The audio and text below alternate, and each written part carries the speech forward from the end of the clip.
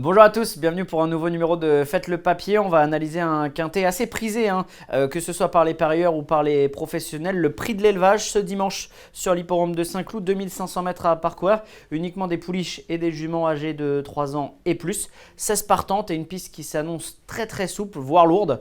Voilà, ça va être un quintet qui est assez passionnant à étudier. J'ai eu un petit peu de mal à faire mon choix, mais vous allez le découvrir tout de suite parce qu'on fait le papier.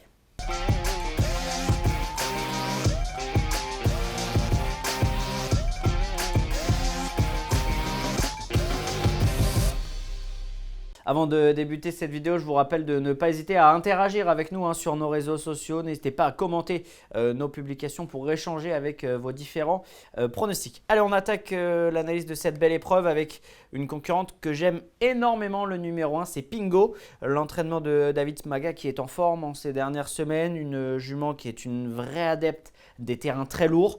J'oublie complètement sa dernière contre-performance. Il y a quelques excuses. Il y a un petit hic, c'est la distance, 2500 mètres. Ça sera une première pour elle. C'est une pouliche qui a quand même un petit peu de vitesse. Mais je pense que dans le terrain lourd, elle va réussir à se détendre assez rapidement. Avec Christiane Desmureaux, je la crois capable de réaliser une grande performance. Comme elle en avait été capable le 26 août dernier sur l'hippodrome de Clairefontaine en prenant une très belle 4e place dans une course ce jour-là sur la piste qui était très lourde. Vraiment, la piste était annoncée souple, mais il y a eu un gros orage avant la course. Et je peux vous dire que ce jour-là, la piste était très exigeante. Et Pingo courait très bien devant Costa Edita, devant Lily Blue. Qui sont en plus des chances. J'aime vraiment bien Pingo et je pense qu'elle est capable de réaliser une très grande performance à condition qu'elle tienne les 2500 mètres, mais pour ça on peut faire confiance à son partenaire Christiane Desmureaux pour la ménager. L'entraînement de Patrice Cottier est en grande forme et d'ailleurs ce samedi ils seront sur l'hippodrome d'Ascot avec Horizon Doré dans les Champions Stakes. On leur souhaite bien évidemment le meilleur. Heliopolis est également en bonne forme, elle vient de prendre une 4e place qui était tout à fait honnête sur l'hippodrome de Saint-Cloud dans un lot qui était bon. Vraiment le lot était bien composé. Just Light, Kozaken Zippel, North Center ou encore Monsieur Xo qui était derrière. La piste lourde ne devrait pas la déranger. Je suis allé un petit peu trop vite, on n'est pas si pressé que cela. On va rester sur Heliopolis. La piste lourde ne devrait pas la déranger. Je pense qu'elle est très compétitive à sa valeur. Je la vois peut-être pas forcément gagner, mais je la pense capable de très bien courir, au moins pour prendre une place, cette Heliopolis que j'aime vraiment bien et qui avait bien fini son parcours dernièrement. Donc je m'en méfie. Passons à présent au numéro 3, c'est Casida, un profil un petit peu atypique qui va être, je vous le dis tout de suite, l'un de mes regrets. J'ai fait l'impasse sur les concurrentes âgées de 3 ans dans cette course parce que en fin de saison de 3 ans comme ça, courir dans des terrains lourds avec très peu d'expérience, seulement 3 courses au compteur de Casida, qui a de super lignes, qui est certainement une bonne pouliche et qui sera certainement amenée à bien faire dans les quintés plus à l'avenir. Mais seulement 3 courses contre ses aînés, j'ai peur qu'elle manque un petit peu de dureté pour pouvoir rivaliser. La classe, elle l'a, c'est sûr, mais voilà, Saint-Cloud en fin de saison, terrain lourd. On sait ça demande une aptitude particulière et surtout être très endurci. Et c'est ce qui m'embête un petit peu avec cette Casida qui ne l'est pas vraiment. Puisque comme je le disais, elle a couru 3 fois seulement. Tarajal, très bon achat de la part de Nicolas Perret et de son premier propriétaire, Jonathan Temam, qui ont acquis cette pouliche à réclamer dans l'entraînement de Jérôme Régnier, qui ont remporté un quintet par la suite. Vous voyez, sa musique est assez parfaite. Dernièrement, c'était un petit peu trop fort pour elle, semble-t-il. Elle revient dans les handicaps à une valeur un petit peu haute de 39,5 comme vous le voyez. C'est une 3 ans en 39,5. Je vais faire 100 parce que, voilà, comme je le disais, même si elle est un petit peu plus endurcie, les 3 ans sont peut-être pris un petit peu haut. Et notamment elle qui a remporté déjà un quintet plus face au seul 3 ans d'ailleurs sur l'hippodrome de Clairefontaine. Olympic Dream, le numéro 5, vient de remporter une épreuve sur l'hippodrome de Saint-Cloud. Ça s'est très bien passé ce jour-là. C'est une jument, une pouliche que l'on sent un petit peu sur la montante. Voilà, je pense que la victoire de l'autre jour peut lui rester un petit peu dans les jambes, dans la mesure où je pense que la marge est un petit peu réduite. Mais c'est une pouliche qui fait bien le terrain lourd et qui peut pourquoi pas prendre une place, même si elle ne fera pas partie de mes préférés. Lily Blue à présent, le numéro 6. Eh bien écoutez, c'est une pouliche qui va effectuer une petite course de rentrée, qui a en tout cas de la fraîcheur en cette fin de saison, c'est souvent important. Bruno Audouin a certainement axé la préparation de sa pouliche, de sa jument même, puisqu'elle a 8 ans, sur ce prix de l'élevage. La distance, aucun problème, le terrain, aucun problème. Marie Vellon va lui être associée. Voilà, c'est une jument à mon avis qui peut très bien faire, notamment si elle répète cette performance qu'elle avait réalisée sur l'hippodrome de la Teste en étant 4e derrière Ottenprine et Dantes qui ont depuis confirmé. Voilà, c'est une jument qui va se plaire à mon avis dans le terrain lourd et je ne serais pas surpris de la voir à l'arrivée de ce quintet plus. Le numéro 7 à présent, Queen of Fairies, ça sera mon deuxième gros regret parmi vraiment celles que j'aurais bien aimé retenir, mais c'est une 3 ans pareil qui peut peut-être manquer un petit peu de dureté. Et puis j'ai adoré sa première course en France. Et la deuxième un petit peu moins et la troisième un petit peu moins. Donc je me dis que voilà, je ne l'ai pas senti forcément sur une valeur montante. Maintenant elle est en 39, elle est certainement bien prise. Je pense que le terrain ne devrait pas la déranger. Mais voilà, j'ai fait le choix de ne pas retenir de concurrente de 3 ans dans cette épreuve. Chick to Chick, le numéro 8 pour Edouard Montfort avec Simon Planck, fera partie des outsiders, même si sa dernière course est très bonne avec une deuxième place à la clé. Auparavant, elle avait un petit peu joué de malchance. Voilà, j'en préfère d'autres dans cette épreuve, mais c'est vraiment une affaire d'impression parce que toutes les pouliches et les juments de cette épreuve ont des atouts à faire valoir. On va faire un premier petit point à mi-parcours. Il y en a 3 que j'ai détachés assez nettement. Pingo, Heliopolis et Lily Blue, avec Pingo qui sera vraiment parmi mes favorites. J'aime beaucoup ce numéro 1. Et voilà, j'ai détaché également Heliopolis et Lily Blue qui me semblent avoir des profils assez fiables dans cette course qui est, je le répète, extrêmement ouverte. Enchaînons avec Veidena à présent pour l'entraînement de Philippe Decou en forme qui a continué d'accorder sa confiance à Perrine Cheyer qui sera la partenaire de cette jument, une jeune femme qui s'affirme dans les pelotons, Perrine Cheyer. Cette Veidena également s'affirme puisqu'elle vient de remporter une nouvelle course.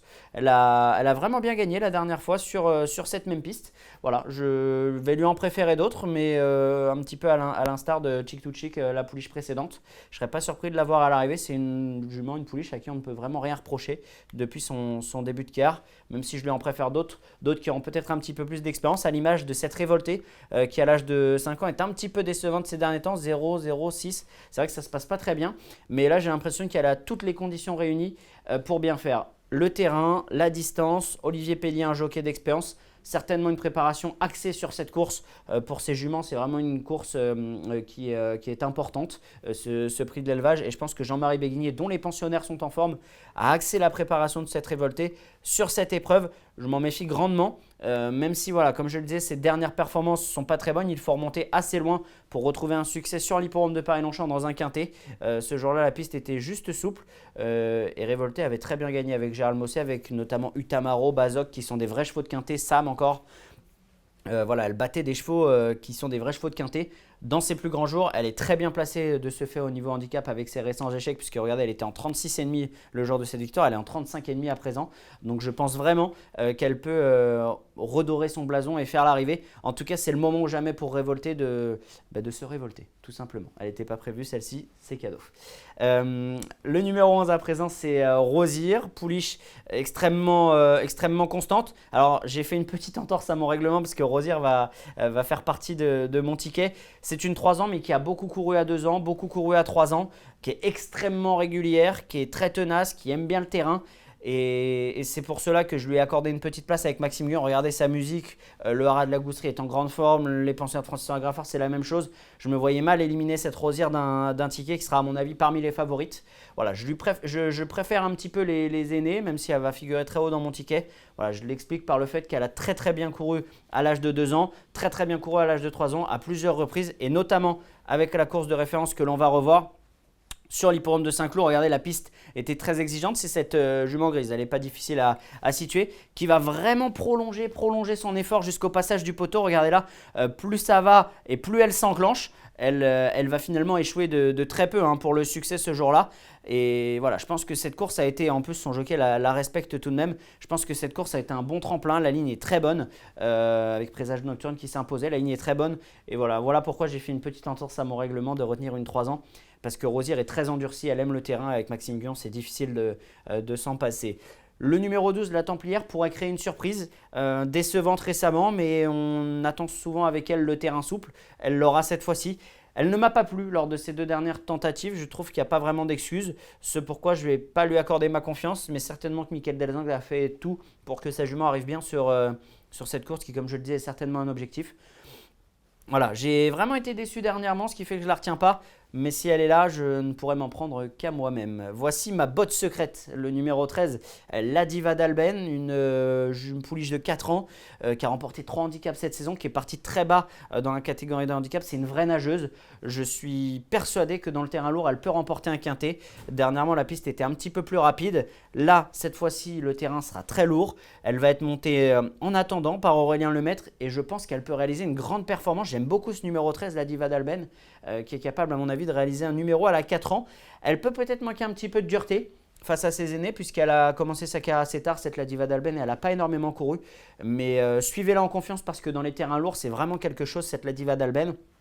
Et d'ailleurs, elle l'avait prouvé dans une piste très souple en dominant la Roselière, hein, une jument bien connue de l'entraînement de Romain Le Drendoleuse. Elle avait vraiment bien gagné ce jour-là, cette la Diva d'Alben. Je vous conseille de la suivre, j'aime bien cette pouliche, même si vous voyez qu'elle a battu des lots un petit peu moins forts. Elle monte de catégorie en pénalisation, mais elle a des moyens. Donc gardez-la dans un coin de votre tête. Un petit regret là aussi avec Costa Edita qui devrait se plaire sur les terrains vraiment très souples, comme ça sera le cas. Les pensionnats de Sacha Smerzek sont en grande forme. Voilà, je suis resté un petit peu sur ma faim. Je ne lui vois pas une marge de folie, mais je vous conseille de vous en méfier. Ce numéro 14. Très Rock Woman, deuxième atout de Sacha Smerzek. Elle va figurer dans mon ticket. Une pouliche de 4 ans qui est vraiment sur la montante, qui adore le terrain lourd. Je ne vois pas beaucoup d'arguments contre elle. Elle est en plein sur la montante. Elle a un petit poids dans ce quintet plus, seulement 55,5 kg à porter. Une pouliche qui est maniable, qui se monte tout de suite aux avant-postes. Les pensionnaires de Sacha Smerzek sont encore en très grande forme. Voilà, je pense qu'elle a beaucoup d'atouts dans son jeu. On va d'ailleurs revoir son dernier succès. Le lot était un petit peu moins bon face à Atineos, face à Andy. Mais regardez le style, elle était allée de l'avant. Elle n'avait fait que repartir sous les attaques dans la phase finale. Précisons qu'Atineos, qui a couru ce vendredi sur l'hippodrome de Clairefontaine, a pris une excellente deuxième place dans un handicap. Il a confirmé qu'il était sur la montante et en pleine forme. Et regardez Très Rock Woman qui va quand même le dominer assez facilement. Elle apprécie Saint-Cloud, elle a l'aptitude au terrain lourd, elle est en grande forme. Je pense qu'elle est capable de franchir une nouvelle marche, ce numéro 15. Très Rock Woman. Et enfin AA, que j'aurais peut-être préféré voir dans la deuxième épreuve. Je la préfère également peut-être dans une piste un petit peu plus rapide, même si c'est une jument qui fait un peu tout ce qu'on lui demande. Elle est très souvent là et très régulière, mais je trouve que le lot est peut-être un petit peu fort pour elle, en haut de tableau notamment. Voilà, on a passé en revue toutes les concurrentes avec Révolté, Rosir, la Diva d'Alben et Très Rock Woman que j'aime beaucoup sur cette deuxième partie de tableau, avec notamment 2 chevaux pour des surprises, un Révolté ou encore la Diva d'Alben, les numéros 10 et 13, avec donc un quintet en 7 chevaux combiné en flexi 25%. Pingo devant Rosir, la Diva d'Alben, je la place très haut, je suis vraiment confiant pour sa candidature. Très Rock Woman, Heliopolis, Lily Blue. Et enfin Révolté qui seront mes 7 préférés. Voilà, j'espère que ça vous aura plu. N'hésitez pas à aller sur nos réseaux sociaux. Et comme je le disais en début de cette vidéo, à interagir avec nous. Bonjour à tous.